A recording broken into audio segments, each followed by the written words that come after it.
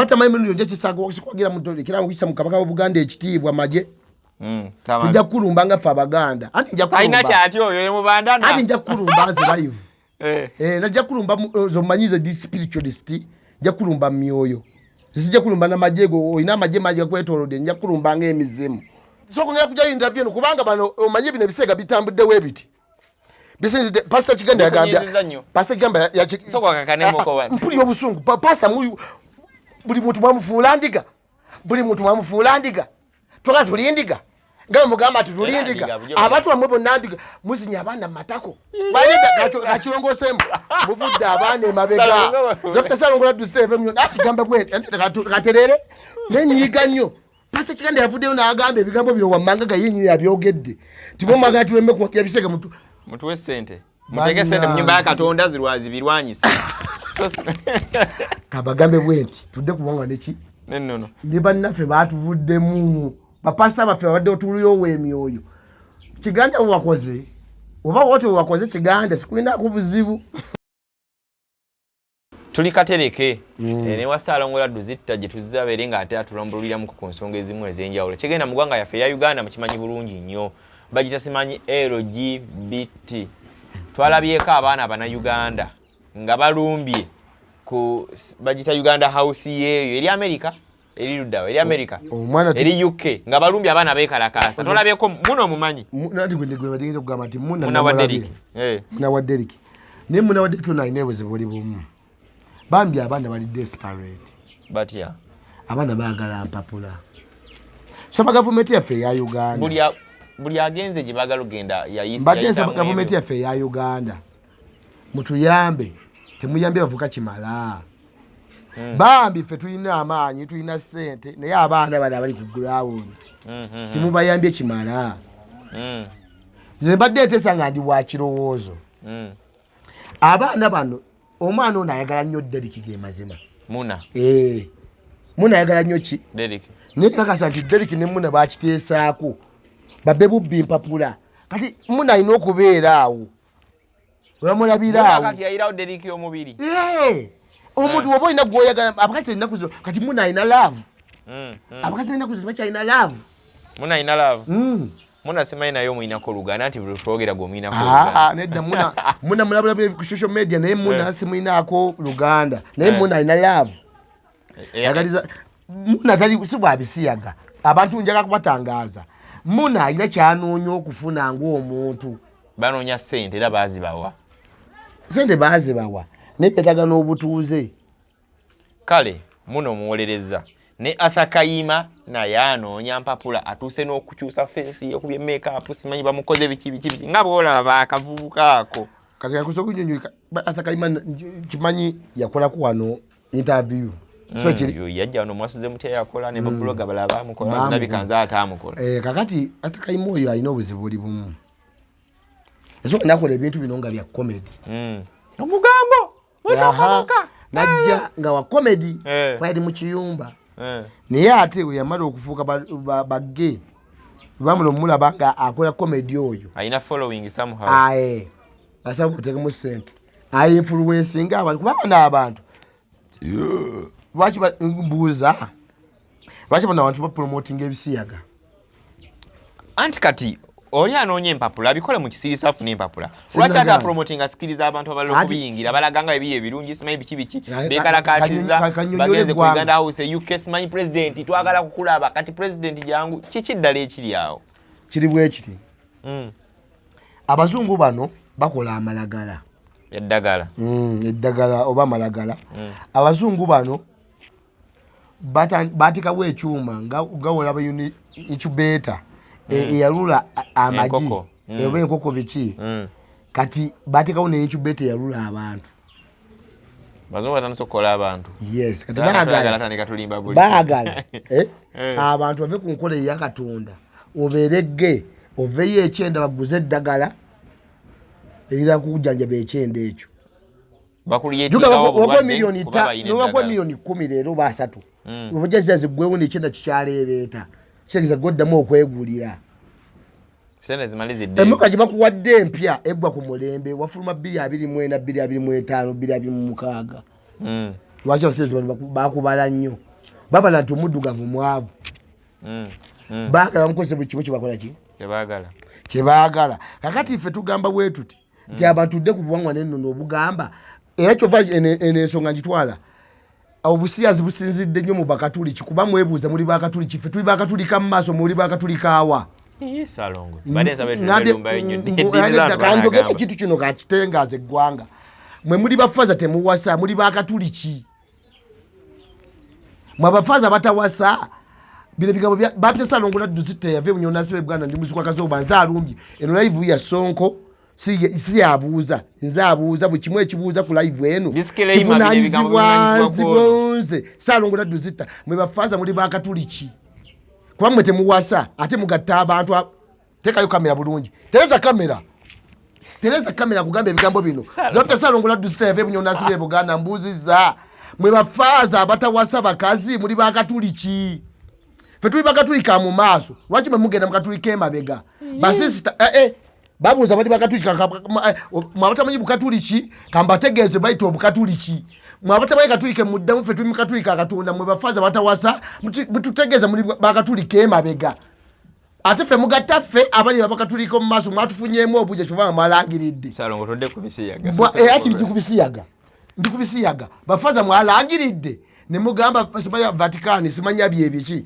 ati mugenda gatta abasajja ku basajja bakazi mu bagatte kuba mutoza bakirangirideko unayo gamba kugambye bakirangiridde bagamba muli bakatulika kemabega papa kirize nagamba muli bakatulika emabega tutegedde je mugwa bagenda tane ko gatta omusajja ku musajja mukazi ate interview no jijjeyo kubanga president n'obusungu bafaza Salongo soko tu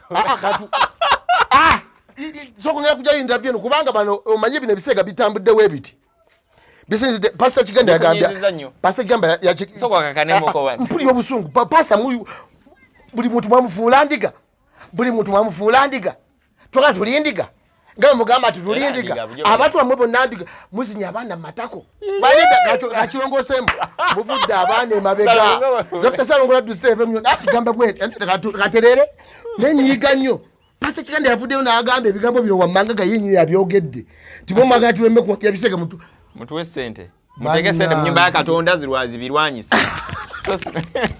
kabagambe bwenti tudde kubanga neki nennono ne bannaffe baatuvuddemu bapasa baffe babadde otuliyo w'emyoyo kiganda wakoze oba wote wakoze kiganda sikulina ku buzibu werire ebisiyaga neffe katweddira ku buwangwa waffe nennono muwagire babayita western batya bagamba ebiseera byavawa baga biva mbazungu gye batugamba mbuje biva era bateeka mu sente embu nyingi nnyo era abantu abenjawulo kyovala nga waliwo onofaza pastor owerubaga onani pastor maligate kayanja pastor kayanja ogamba pastor kayanja webale kuba na following nene tata mbadde nsaba okumewo gyoyogere ku bisiyaga pastor kayanja njogedde mu kamera gwenti tereza kamera gwe pastor kayanja bambi engejo ina following nene bami badde sabo gyoyogere ku bisiyaga ngakola kyanga biwagira nga bivumirira pasaka yaje jabo vumye ku bisiyaga tukulu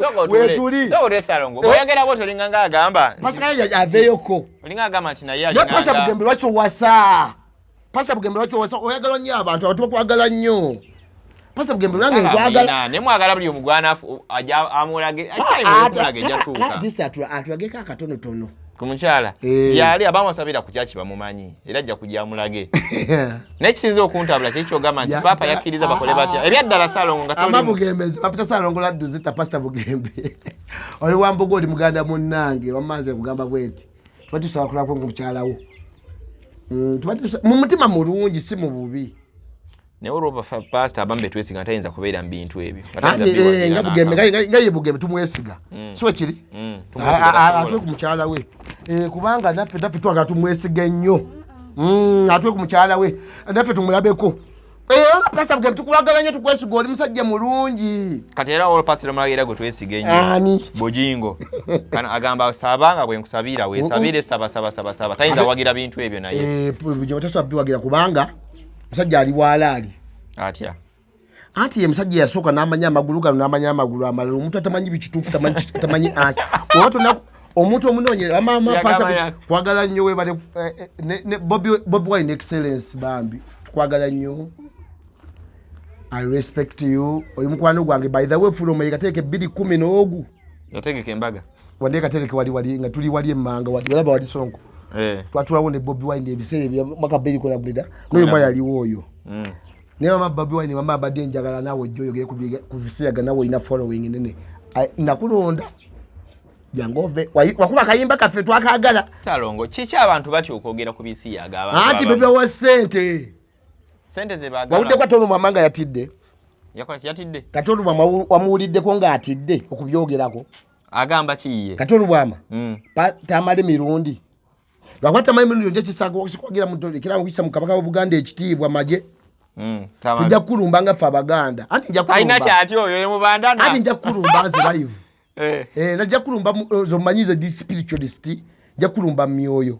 Sijja kulumba na majego oyina amaje kwetolode nja kulumba nga emizimu. Tuddamu kuvuma kabaka waffe eyo I respect you twagala nnyo nze buli muntu gwenjoga kwa na mwagala yamvumia tamade sinalaba video yi yagambye embu kabaka wakazi si wakitibwa kujja kungazinye mukazi kabaka ni wazira mukazi wange asigala wakitibwa maje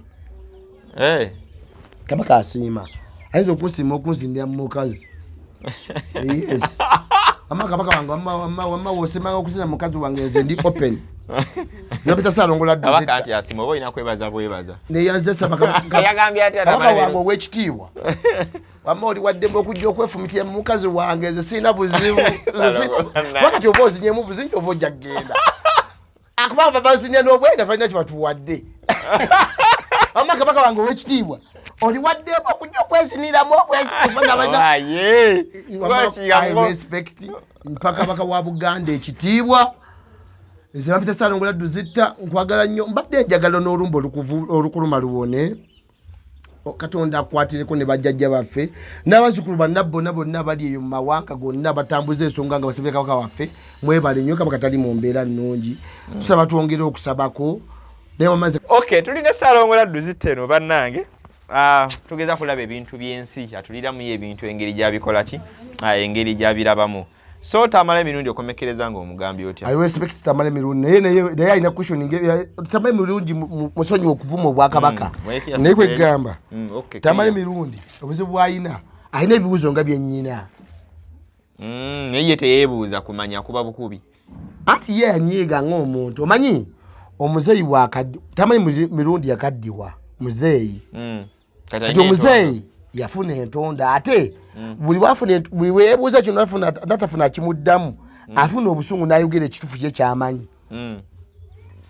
nana nekawuza kati Tamale mirundi kukogera ekigambo ekyo yebuuza naye yennyini n'abagereko abaana bazaalawa kati ebbaawe yani ekyo nakyo ng'omuntu okibuuza ana balina ebibuuzo ate ebitaliyo ngera nayo kyangu kyagala okubuuza abaana yazaala omwami w'ebbaawe ye Ssaabasajja Kabaka wa Buganda Lukoma Nantaweta Cuucu agerekerewo buki Obuganda yabugerekera ki abalongo yabubuulira ne kati kankubuuze nze ebbanga limaze nga ntegeera Kabese Makookiro yagenda okulagibwa era ng'akoze eki nga bw'olaba nti omukungu bwafa temamalaga mu bikaabika nga bayinza okubika ku Salongo bategeka ewaka bamubika nga wayisewo n'ennaku nga yafudde dda kati nakyo bwe kityo bwe kiri n'ennaku nga yakoze eki ng'ennaku nga ziyise nawo ne bagamba gundi afudde si myaka ati kuli kuba kufa omuntu abajja vunda ne kuno kuzaala emyaka 10 omuntu asobola okuzaala ne bagumiriza kati Sonko beeraawo ng'oba kugamba emyaka 10 ng'omwana ono si w'emyaka 10 ne bagamba emyaka nga giseero nga 10 Tawona si Katonda wabageza temba nakola ki otabuka goba nabagenda koleta katemba mu bine ebintu nze gamazaze Laddu Zitta ze musamize sina kyenkutyamu kuba mwe muli bazzukulu mwe muli bamusu mwe muli bazzukulu kale bagambe nga Ssaabakabona Jumba we yali bagambye kati tudde wano kulwa kitibwa kya Ssaabakabona temuddamu kumanyira Buganda kati baba wadda amakulu ate kati mugamba tunonyeza abana gyobaza tulina kyo jenne live eyo effect gijje